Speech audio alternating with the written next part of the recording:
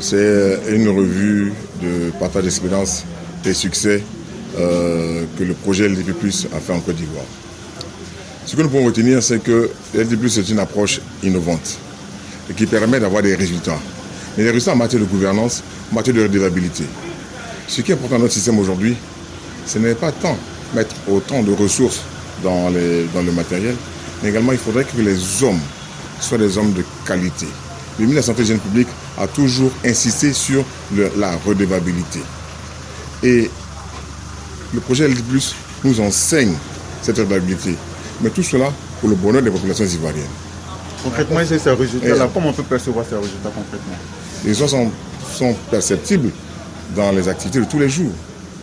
Nous avons cité le programme national de lutte contre le sida qui a réduit ou qui a augmenté les personnes sous traitement, qui a augmenté aussi la rétention des personnes sous traitement. Donc nous avons de nombreux exemples. Mais ce qui est important à retenir, c'est qu'aujourd'hui, nous sommes dans un système où la redevabilité et la bonne gouvernance deviennent des enjeux importants. Et le projet LDP+ nous donne les outils de cette bonne gouvernance-là. Il va être reconduit sur la base de ces résultats-là? Aujourd'hui, ce n'est pas une question de reconduction de projet. Le projet est en nous. Et le projet est terminé, certes, mais les activités d'LDP+ est une manière de voir et de réfléchir et de travailler. Donc, toutes les structures qui ont bénéficié vont continuer à travailler sans le projet.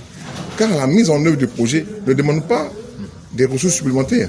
Ça demande d'avoir une nouvelle vision, d'avoir une nouvelle manière de penser et aussi de faire en sorte que cette idée de bonne gouvernance, cette notion de bonne gouvernance soit une notion qui soit dans toutes nos activités. Alors, je pense, comme ça a été dit par le directeur général, ce qui est recherché, c'est d'avoir un personnel de santé motivé et engagé pour sa population. C'est d'adopter de nouvelles pratiques de gouvernance, de leadership et de management. Et ceci se fait par un engagement personnel et institutionnel. Et ceci aussi se fait par un travail en équipe. Et toutes les composantes du système sont impliquées et sont engagées au même niveau, du directeur au technicien, au personnel administratif.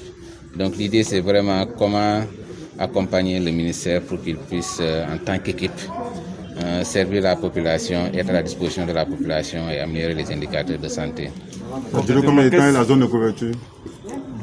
Bon, comme ça a été aussi partagé, pour le moment, il y a 17 régions qui ont été couvertes. Donc avec le nouveau découpage, il y a 14 régions qu'il faut encore continuer à appuyer. Mais c'est un comportement. Et on ne pourra pas dire qu'il y a une limitation géographique parce que les gens changent, mais les connaissances et les attitudes restent. Et ce qui est demandé, c'est que là où on se trouve, qu'on puisse partager et faire bénéficier à la population les acquis que nous avons eus en matière de gouvernance, de leadership et de management.